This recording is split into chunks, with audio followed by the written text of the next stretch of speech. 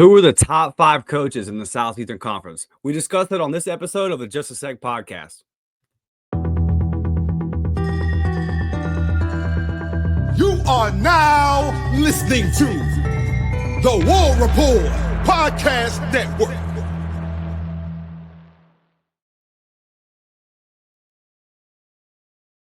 Let's go. What's up, everybody? Welcome to the Just a Sec podcast. I'm your host, Dustin Smith. Got my guy, Ike Jones, in here today. Ike, it's that time of year, buddy, where everybody makes lists. They put out their opinions on who's the best at this, who's the best at that. And we had, I was watching you guys on your weekend tailgate show last week, and you asked the fans, what are some things that y'all want us to talk about on the Just a Sec podcast? People requested stadiums, so I'm sure we can get into that as the summer goes on. Who has got the best mascot? I'm sure we'll do something on that. But today we wanted to talk about the coaches. And if you get outside that top 5, top 6 range, it just kind of all gets jumbled up there. So we figured we'd stick to the top 5, starting at 5, going down to number 1. I think it's kind of obvious to everybody who number 1 is, but let's start out at number 5, buddy. This is where me and you differ. You know what? Texas fans are going to be mad at this when we get to number 1, but we'll get there. You think so? I know so. I know so. That they don't have a good argument, but I know so. Yes. Texas fans, listen, I got a lot of respect for what you guys doing. He's high on my list, but number 1 is non-debatable to me, but we'll get there. Let's start off at number 5. I like yours, Ike. You went with Shane Beamer. I'm a big Shane Beamer guy. Don't have him quite in the top 5 yet. Why did you? Yeah, so, we talked about this a little bit before we got on. I didn't get into the particulars of it, but I really went through and I looked at the coaches and I looked at accomplishments versus resources, right? And I feel like Shane Beamer has done the most with the least, because when you look at how much he gets paid and you look at the NIL budget, they're in the bottom 3 in both of those as far as his coaching salary and his NIL budget. And for him to be on the doorstep of the college football playoff last year with in a program in South Carolina that just really hasn't traditionally done much of anything. They had a couple of good years, SEC championship appearances type of stuff, but overall hasn't been a really good program. And I think that he has done a good job of motivating some below average talent to go achieve above average results, right? They've beat Clemson a couple of times since he's been there, when clearly South Carolina was not the better team. And again, last year, 9-win season, should have probably won a couple of more last year. And I just like his demeanor as a coach. I think he motivates really well. I like Shane Beamer, man. I think he is a guy who does a lot with very little. Yeah, I agree with you on that. And I think back to that bowl game that they had, and he had the whole situation go on with the coach from Illinois there. His name slips my mind, ex-Arkansas coach. What's his name? Yeah, I don't remember his name either, but Brett Bielema. Brett Bielema, there you go. Yeah, and so they had that whole situation, and a lot of people made fun of Shane Beamer for the way he reacted, but I think it fits what South Carolina needs. They kind of need a guy with a chip on the shoulder. And one thing that really stands out to me about Shane Beamer is that from the moment that Lenore Sellers showed up there, he said, hey, he's not going to play this year, but we got a guy. Yeah. And then when we saw Lenore Sellers get on the field, and it's pretty obvious, Lenore Sellers is a guy. So, looking at a QB, nailing your evaluation, and then putting him on the field and being successful. And they're a bad call versus LSU away from making the playoff last year. And you mentioned Clemson there. I mean, Dabo's had Clemson rolling for a decade plus now, and to have to try to build that program up in that state with that going on inside the state, it's really impressive. So I think the South Carolina set up for a big year. I'm pulling for Shane Beamer. I like him a lot. I like you having him at 5. I'm going to go with Eli, though. Eli Drinkwitz at Missouri, number 5 for me. And I just, similar to what you said about South Carolina, I look at Missouri, still to me anyway. I know they've been in for over a decade now, but they're still a new member to the SEC in my eyes. And he's just fighting an uphill battle in kind of the same ways you mentioned with Shane there, with NIL, resources, and all that kind of stuff. And just a forgotten program. I mean, if you tell me to list the 16 teams in the SEC just off of memory, Missouri is going to be one of the last ones I write in. But he's built something there that you have to respect. And 11 wins 2 years ago, 10 wins this year. I think he's got them up and rolling, and I think he's done a lot with less. And getting a guy like Luther Burton to come into that program, that's a big time recruiting win. And then it's one thing to recruit that guy, but you got to develop him. And he just got drafted in the second round by the Chicago Bears. I think it's a great spot for Burton. I think he's going to do great in that offense with a good QB. I think the Bears are on the come up, so I'm excited to see how that one plays out for them. So I just like Eli, and I like his demeanor. Again, I think he's in a lot like with Shane there. I think he fits kind of what they need. We've seen him kind of have some chippy moments and that kind of stuff. In a program like that, fighting that uphill battle in the SEC that doesn't have the resources that the top teams in the conference do, I think you really got to have a guy like that. And I like Eli. I think he's got Missouri rolling. I think that they're a program that even in down years, 8-4, 9-3. I think that's kind of where their floor is at this point. So I think he's got them rolling. I think that as long as he's going to be at Missouri, they're going to be a tough out for anybody to deal with. Yeah, I mean, I'm not mad at Drinkwitz being up there at number 5. He is one of the better coaches in this conference. To your point, very similar in that I think he overachieves what that school's pedigree is, right? Like if you're just talking about the pedigree of a program, Missouri's a team that has made SEC championships as well. When they were in the Big 12, they were kind of a perennial fixture at the top of the Big 12 there. So they have some football pedigree there. But after those first couple of seasons where they made the SEC championship in the conference, they were cellar dwellers in the SEC East of all places in the world. And the East was down. At the time. Yeah. Tennessee was down. Florida was down. Georgia, that was pre-Kirby Smart. Yeah. And so, when he came into the program, he did elevate their competitiveness immediately. And then to your point, he's made some recruiting wins there that's allowed them to be able to be a little bit more competitive. And he's always been a good offensive mind. So, again, I'm not mad at Drinkwitz being this high on the list. I do think that he's done some really good things for that team.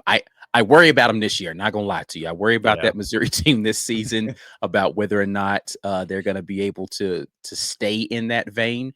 And if I look at trajectories of programs, I do think that South Carolina's on a bit more of an upswing right now, and I think that Missouri might be coasting back down a little bit. But that's all based on me. I'll have my conversation with some guys in the Missouri program later this summer once we get back from SEC media days, and we'll get a better beat on that where they feel like their program is. But yeah, right now I would think that South Carolina might be moving in there. They might be programs moving in opposite directions. And that's really the only reason I have Shane Beamer a little bit higher than Drink on my list. Yeah, I hear you. I definitely think South Carolina's ascending. I'm a big believer in Lenore Sellers. Yeah. Moving on to number 4, we both got Josh Heupel. Josh Heupel made some news recently, for some things from not necessarily on the field type stuff. And a lot of the college football world was a fan of what he did in that whole Nico situation. But to me, I'm looking at it from the standpoint of Tennessee. We saw how down they were for so long, and you saw all these different guys, Derek Dooley's, and they come in there and try to turn it around. And every guy, this was going to be the guy. And then Butch was going to be the guy, all these guys. And it never worked out. They just really struggled post Philip Fulmer. And finally, Josh comes in there, and the uptick was immediate. Yeah. And it appears to me that he gets the best out of quarterbacks. We've seen multiple quarterbacks come in there and that offense still thrive. I'm so high on, and then also an offensive mind like that recognizes and can hire a good defensive staff to build what he's built on that defensive side of the ball. And another thing too, a sign of a good coach, Ike, is a guy that when the talent around changes, he can tweak his system a little bit to fit those guys. We've seen Milton. We saw Nico last year. He's had different style of quarterbacks in there, but he gets the best out of their skill set.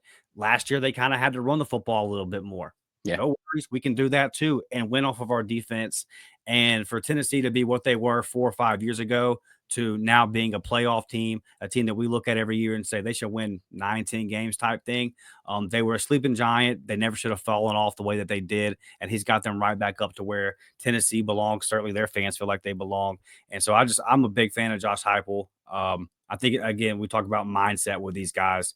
That guy, low key, he's kind of a dog. He's kind of a dog, and he's proven that over the time. So I love Josh Heupel myself. Yeah, honestly, this was a struggle for me a little bit in the order because I almost had him at number 3 on my list for a lot of the reasons why I have Shane Bieber at number 5, right? Even though Tennessee is a program that has the pedigree and they should have been higher, they don't have the resources of number 3 on the list. When you look at how much they're paying their head coach and how much they have in NIL, they haven't invested at that same level, even though they have a ton of money that they're throwing around out there. They're spreading theirs around a little bit more across multiple programs, which is why you see Tennessee be good in women's basketball and why they're good in men's basketball as well, right? They're not just, hey, we're just not going to throw all of our money just won a natty in baseball. Yeah, again, they have multiple programs that they're supporting in a very real way there, and it's not just about football there. But the only reason he's not number 3 on my list, I think, is just he doesn't have the longevity of the other coaches that are ahead of him. And I think, even though they just made a college football playoff last year, let's not discount the fact that they did that. They've been able to take some from their biggest rival recently, which is a big thing, right? Like, can you win rivalry games? They've proven they can do that with Josh Heupel. He was like a micro, like, I told you I didn't get to go through all of my little nuanced stuff that I wanted to go through with this. But he was a fraction away, I think, in my mind from being number 3 on this list. I have him at number 4 right now. I can easily see him being number 3 on this list. If he does a job with a transfer quarterback in here after spring, after having their incumbent guy walk out the door, and they are still an 8+ win team this year, then I think he might be number 3 on my list, just because he's going to prove to me, give me whatever, and I'll still make a winning situation out of that. And if he's that kind of coach, then you got to boost him up a little bit more. Yeah, if they get to 7, I'm going to be standing up clapping and saying, boy, job well done, Josh. Currently 65-23 in his career, 37-15 at Tennessee. And I like your point there about beating some rivals. What was it, 15 years they were on without beating Alabama, and now they've got them 2 times in a row there at Neyland, won 2 of the last 3 versus them. That's a big time thing. We know as Auburn fans, it sure would be nice to beat a rival in Georgia. That big long streak going on there. So yeah, it's definitely a big thing. I mean, they stormed the field through the damn goalpost in the river. Right. So yeah, Josh Heupel, man, making history out there and making history in multiple ways at Tennessee right now. I definitely am a fan of what he's got going on there. Good hire by them. They nailed it. Yeah. Moving on to number 3, a guy that's been in the game a long time. When I was looking up the records, I was like, man, 21 years. 21 years Brian Kelly has been coaching football. Career record 195-73. He is 29-11 at LSU. Ike, why did you have Brian Kelly number 3? And he was the guy that I struggled with here, because I do think that we're talking about trajectories as a coach, not necessarily as a program. Heupel still seems like he's on his ascent. Brian Kelly seems like he's plateaued a little bit. I don't think he's on a descent, but I do feel like he's plateaued a little bit. And, listen, this LSU team has still been perennially a good team every year. They're going to be a tough out. They just had, a Heisman Trophy winning quarterback there at that program. They're producing NFL talent on a regular basis, but they can't seem to get over the hump though with Brian Kelly. Like it just doesn't seem like they've been able to be the SEC. Like he hasn't made an SEC championship yet, right? It's not that that's an easy thing when you're in the West Division when he first gets here and you've got to go through Nick Saban, right? It's darn near impossible task for anybody to be able to do. But he does seem like he has plateaued a little bit in his ability, especially when you talk about like really big games. He hasn't seemed to be the guy. I just talked about Heupel getting those rivalry wins versus Bama, one of those against a Nick Saban coached Alabama team.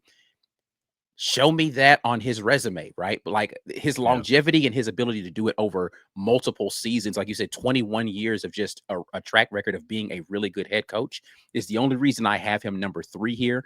And he's not going to touch 1 and 2 for me on that list because of that plateau. But I do think that Brian Kelly's a darn good coach. I just don't think that he is he's ready to get into that next echelon, because the coaches I have at 1 and 2, I think are some of the best coaches in the country. I would not put Brian Kelly as like a top 10 coach in the country though.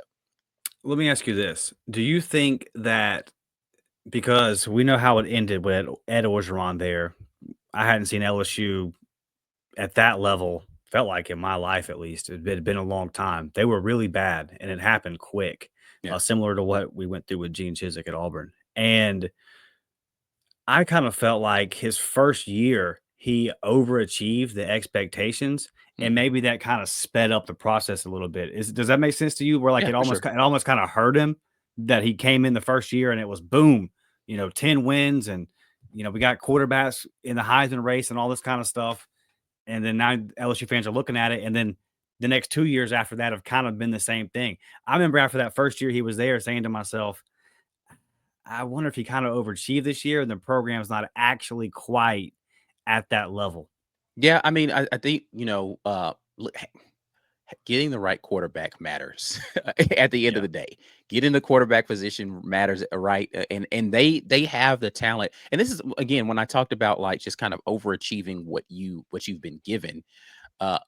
Brian, the resources are there at LSU. They are a top 2 NIL budget in the conference. When you look at the last projected NIL, as far as like their athletic department, right? It doesn't specifically outline football, but like, I mean, outside of women's basketball, like the LSU is, they baseball, excuse me, baseball. LSU is been good in baseball recently, Yeah. They but spend cash on the baseball diamond. yeah, but they've got a lot of money to spend, right? Right. And so and they're not underfunding that LSU football team, right? And so he's got the money to be able to do this stuff. He's getting the talent in there, right? LSU is going to be in the top ranking as far as recruiting rankings every year. They're going to get their fair share of good transfer portal guys coming into there. They're putting guys in the NFL. He's got the talent, but for whatever reason, he can't get over the hump. And Yeah. so but yes, I do think that the expectations for a program that had been so good in going to national championships, winning national championships as LSU had for the span that they were, and then to see that dip, LSU fans were just kind of like they got a taste of what it seemed like was okay, we're back, and it's like he just needs another year, and then another year comes, and it's like it's kind of the same thing. And then another year comes, it's kind of the same thing. Like, and that's what I mean. It feels like he's plateaued. It feels Yeah. like he reached the heights of where he can get that program to. And I don't know that he's ever going to get much higher. And it's a really good plateau, right? Don't get me wrong. Yeah. There's 9 and there, 3, 10 and 2. as Yeah. as a guy who is at a program who for the last few We'll seasons, take it. right, I would take that as a place that we are right now in trying to get over the Yeah. hump. But he feels it feels very Mark Richt to me. Feels Okay. very Mark Richt to me, where it's like you're good and you're perennially good. You're just not quite there. And I don't even know how to put my finger on it, but for some reason, there is a ceiling here that you have not been able to crash through and ascend to that next realm. And I don't know this long into his career that he's going to ascend to those heights. Um, Hmm. Especially considering the guys that are above him on this list are in his conference and they ain't going nowhere no time soon. Yeah. So I don't know how he climbs out of that into that next space. Yeah. I mean, and I know that Notre Dame is not quite LSU in terms of what we're talking with funding and all that kind of stuff, but that's obviously a perennial power that you got them to the national championship. Like you've had cracks at it. Right. And like you said, just not able to get over it. So I'm pretty much with you on the same page here where I look at it and it's like, he's a really good coach and he's been doing it for 20 plus years. So we know what he is. I respect what he is. When I look at LSU this year, I ask myself, do I see them doing any better than 9 and 3, 10 and 2? No, I'd probably pencil them in for 9 and 3. And Yeah, like you said, I could that's not fully see bad. them. Yeah, I could fully see them going 9-3 again this year, and I could see them doing a little bit worse than that actually. But like Yeah. I can see another 9-3 season where they get a couple. We just talked about the LSU versus South Carolina game where they kind of got gifted a Yeah. win, right? So they got to 9-3 a little with a little help. But I can see them being right in that same stratosphere again. But it just kind of feels like that's where they're going to be perennially with this coach. And I don't have a good explanation for that. LSU fans are probably frustrated with it too. Yeah, they are. I have my best friend's an LSU grad, and to me they're one of the most interesting teams in the SEC. I'm watching Garrett Nussmeier this year. I'm really interested to see how it all plays out, Yeah. and I'm I was interested a to big see. Nuss guy, and he Yeah, underachieved in my opinion last year for that team. high ceiling. You just got to protect the football, dude. Yeah. You got to protect the football. If you can get the Garrett Nussmeier you got in the second half of that Ole Miss game, let's Yeah. go. Then you're gonna win some football games. But he also has that knack where he throwing the ball to the other team. I wonder. You mentioned the fan base there. I wonder when it starts getting loud. Like, Right. because and then it's kind of it's just so interesting because if you go 9-3 again and then you go 9-3 next year, where do you land on it? Because it's Right. like, well, we're 9-3 here. We it's not bad enough to fire a guy, but plateau is the perfect word.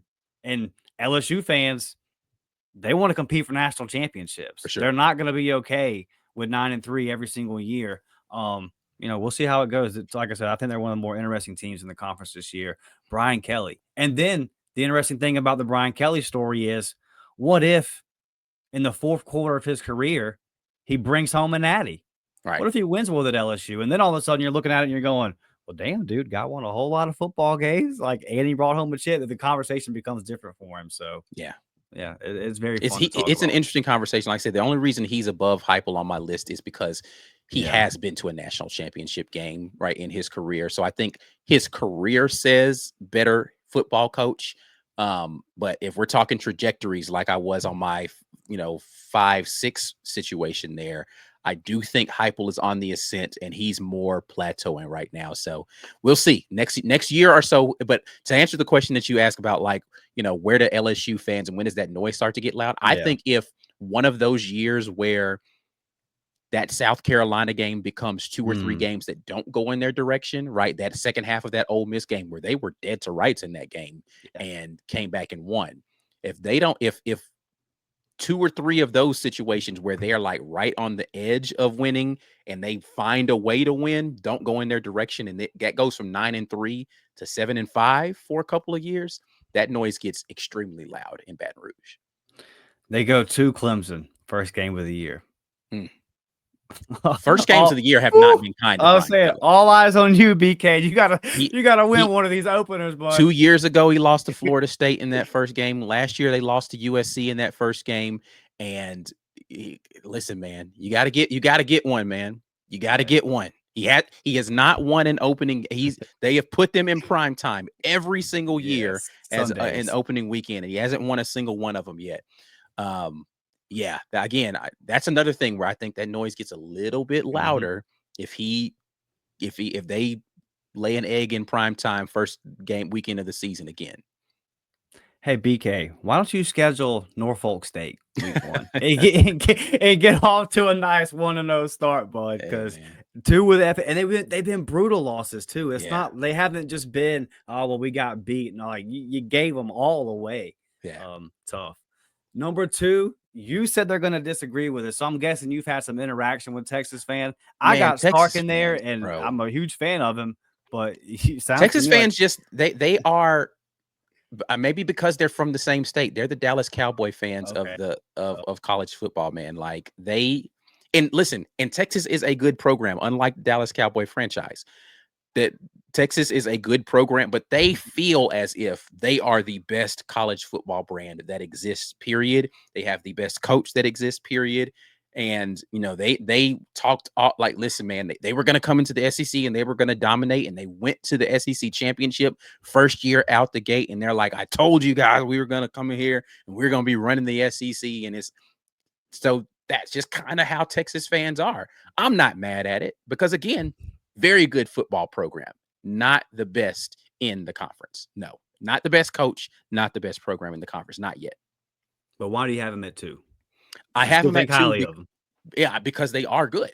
Yeah. Because Steve Sarkisian is quite possibly the best offensive-minded head coach in college football, the best offensive-minded head coach in college football. And I don't think that that's a crazy statement to make. Most of the very good coaches in college football are defensive guys.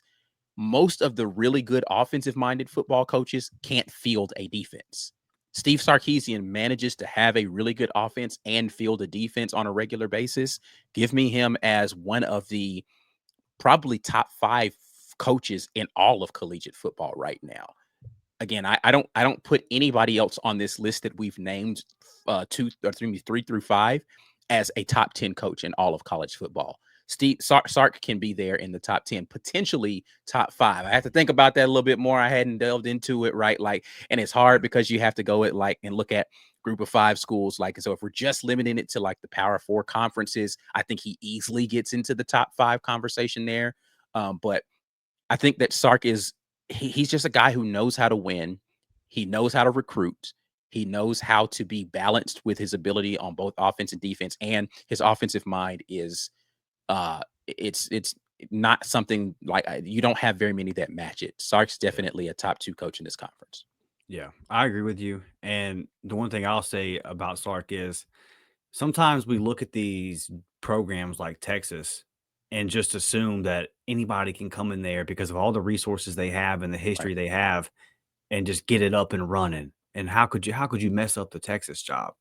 Man, there's A lot of so people much. did. Yeah, a lot of people did, and there's so much pressure there Yeah. that it's a difficult job. So like, yes, you can win because of all the resources at your disposal if you're the right guy, if you have the right mindset. It's not easy to be that guy. And then on top of the personal challenges that he went through, like I have a tremendous amount of respect for him because let's be honest, that was some embarrassing stuff that came out about him. And as a man, when that kind of stuff happens to you, one or two things can happen. And he didn't point any fingers, he didn't blame anybody. He stood in front of the world, accepted responsibility, and bounced back. Now he's running one of the elite programs in college football. He's at the top of his game. So I think it's a great success story. And yeah, his mind, like he dials it up.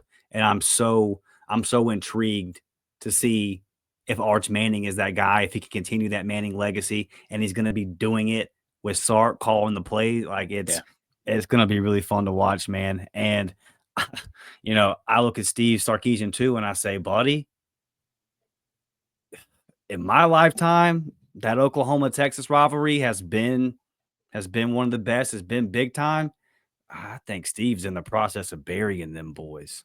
I Listen, really do. Oklahoma has an uphill climb to get into a place where they are really even making that game competitive again. Listen, Mhm. and speaking again as fans of a program that has Yeah. not been competitive in their football rivalries, understanding what it is like to be a team that expects to be able to compete in that rivalry and you're just not doing it. That Texas team is just it's a freaking they're steamrolling people out there. And they again, college football playoff appearance. They actually won a college football playoff game, right? Unlike Heupel in Tennessee over there. Well, no, Tennessee, did they win one? I forgot. I No, can't remember now. I don't think so. I think they went they to the got the bye. horseshoe and got beat. Yeah. Yeah, but still, like they were in a situation where Texas, where tough game, right? They tried to lose it a little bit there. Yeah. But I know again, I just think Sark is a really good coach, and he's come into this conference now and continued to do what everybody thought maybe they weren't going to be able to do. And he proved them wrong in that first season. And I think they're going to have another good year this year. Again, you get the quarterback right, you get an opportunity to be right in a lot of ways. And I think that they've got the right, and Sark doesn't really miss on quarterback a lot. Like you can't Yeah. really point to very many bad Steve Sarkisian coached quarterbacks in his career as an offensive coordinator or as a head coach. Can't point to very many of them. And he's been doing it for a while. And being able to get it right at that position is, as an offensive head coach, is feathering your cap every time. Sign me up for the guy who knows how to get the right quarterback for his system. Yeah, it's just another example, Ike, of a guy that career kind of hit a bumpy road there, and he went and spent some time with Nick Saban, and now he's back on track and doing his thing. Steve is 84-52 in 11 years as a head coach in D1 football, 38-17 at Texas. They'll be a fun team to watch this year. And like I said, man, number one to me, it's a no doubter.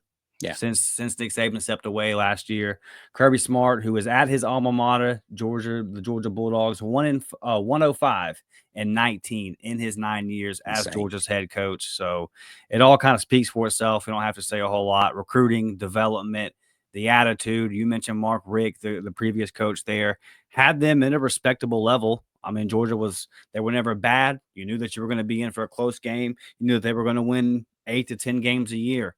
And then Kirby comes in there and just takes it to a whole nother level.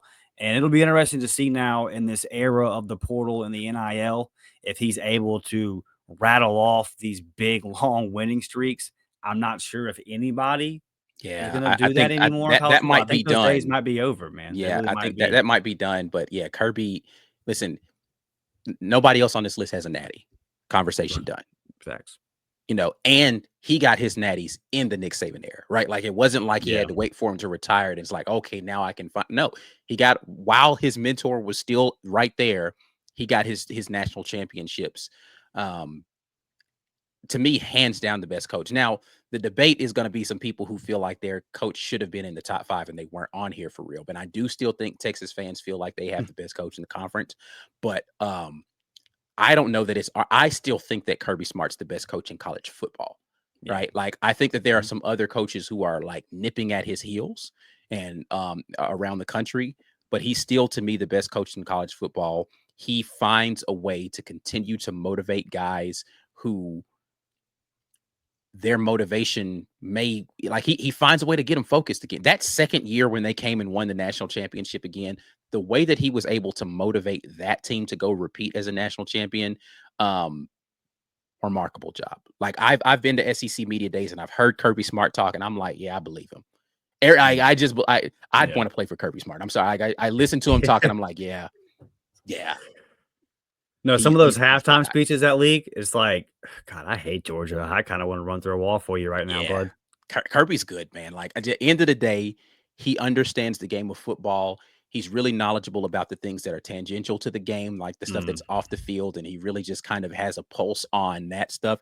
But he has a laser focus on what it takes to be a winning program, not just a fly by night. We're going to pop up and be good one year. And then the next year, we're like, no, like his plateau is the top. Like, he's just like, no, we're just going to rest here and have other teams figure out how to reach where we are.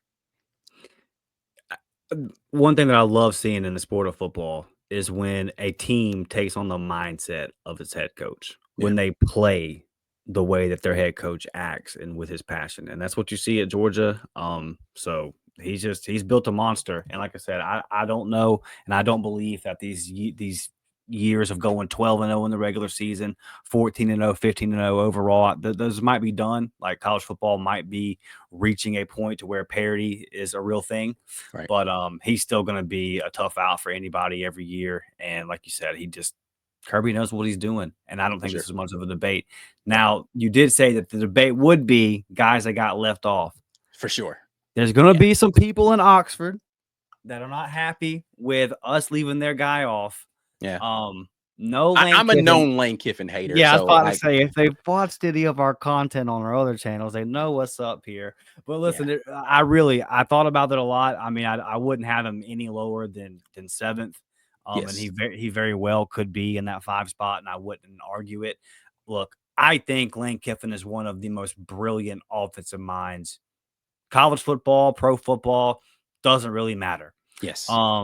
Hands down, no question. Yes, it's not debatable. My issue with Lane Kiffin is, and why I don't have him in the top 5, is games like that LSU game, games like that Florida game, games like that Kentucky game. And if you had 1 or 2 of them, okay, but it's been a thing with him. There's these games that I look at and I'm like, how did that happen? And look, I understand the analytics and all that, but at some point, you got to realize maybe this 4th and 2 ain't worth going for in the second quarter. Maybe we on should my side of the field. Because you built a good defense for 1, and for 2, with the offense that you have created, you're going to score. I don't understand why you play the game sometimes like you've got to score 55 to win. Like, to me, Lane just gets in his own way. And I'm not saying that because there's all this talk about his off the field and all that. I'm talking about the 4 quarters on Saturday when the ball is kicked off. He gets in his own way sometimes. And I feel like Lane Kiffin has the potential to be top 2, top 3 on this list. Agreed. But time and time again, there were situations like that Kentucky game where I look at it and I say, how the hell did you lose this football game? And why didn't you just punt it? Why didn't you just punt the ball? They got manhandled in that. They did. Kentucky pushed them around. A bad Kentucky team. Yeah. And again, I think that is going to be my issue with Lane Kiffin until he, talking about a guy who, hasn't even reached the plateau that a Brian Kelly has, but feels like somehow he's plateaued.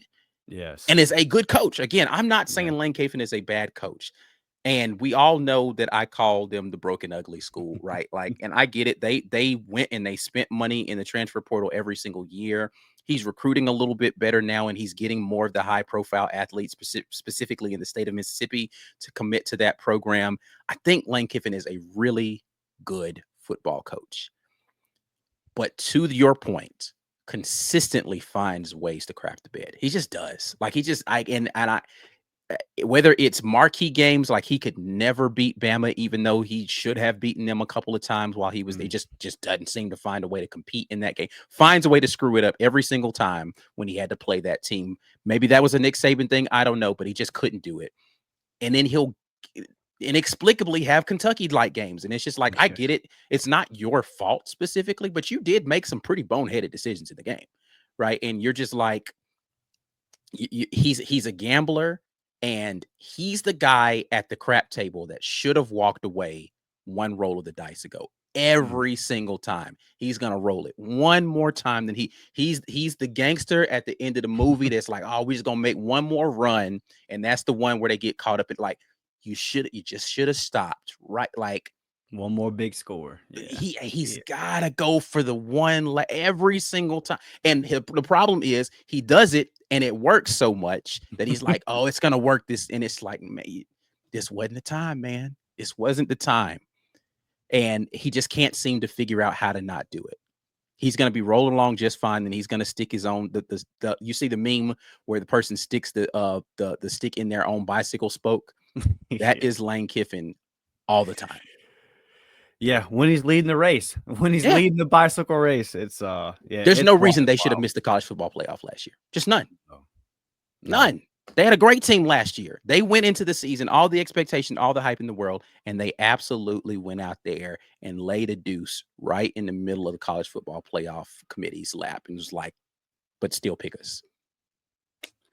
Yeah, I mean, you just had a quarterback picked in the first round. It feels like you definitely, and that to me was the thing where it's like, NIL wise, Ole Miss, you pushed everything in, and I'm not saying they're out of money, but like you put a lot into that, and then with the schedule and just everything that went into last year, it felt like, hey, this is the year, expanded playoffs, all that, and you still find a way to come up just short. And to me, that's why Lane Kiffin's kind of sitting in the middle. The good thing about Lane Kiffin is, dude's still young. I mean, he's coaching got plenty of forever. time to ascend this list. Yeah, but so again, man, other than Brian Kelly, though, guys in front of him ain't going nowhere anytime soon unless some twist of fate happens. So he's got an uphill battle, and there's some guys that are below him on my list. We're not going to get into the full totality of all 16 guys that have an opportunity to jump to leapfrog him if he doesn't figure it out. So we'll see. Yeah, Lane Kiffin, get out of your own way, bud. Well, look, man, Ike, this was a fun conversation. Don't do it when Auburn has to play you, though. Please stay in your own way there. But well, we don't. I mean, we don't have them this year, and with who knows if they're going to go to the 9-game schedule and how that'll all look. I gotta say, Ike, I say it all the time over on our show on the Up Tempo. Auburn not playing LSU, Mississippi State, and Ole Miss back-to-back years. Pretty crazy to me. I'm not a fan of it. Ole Miss fans watching just know I wish we were playing you guys. And I think your head coach is a great head football coach. Yeah. He just could be better. He could just be better. But he still got plenty of time. Just them analytics, man. I get it. But sometimes, what's the guy? Throw the damn clipboard away, man. So the guy that was just coaching the Chargers before Harbaugh. I'm watching him on Sundays, and I'm like, buddy, you're killing yourself here. Yeah. You're killing yourself here. Just play football, fill out the game sometimes. And, Lane Kiffin, though, got Ole Miss. That's why I struggled with it, because I'm looking at it and I'm like, man, Ole Miss hasn't never been this consistent for this long. Like he's doing a good job there. But when we look at the totality of everybody in the league, like I said, I don't have him cracking my top 5. So good conversation, man. I enjoyed it. You guys that are watching, please sub to the channel, hit that thumbs up button. And Ike, if anybody has been living under a rock and they don't know where to find you guys over at the War Report, what do y'all got going on this summer? What are y'all working on? Yeah, man, absolutely. We just dropped our Hugh Freeze interview over there. So if you're an Auburn fan, please go check that out. If you're an Auburn hater, by all means, go check it out and tell us all the things that made you hate that interview. I am fine with that. We are at the War Report on all social media. We're the War Report on YouTube. And so make sure you tap in there. TWR Ike Jones is who I am over on Twitter. You can follow me over there. Yeah, man. Yeah, man. Y'all also smash that thumbs up button, sub if you haven't. We appreciate you guys. We'll catch you on the next one. We're out.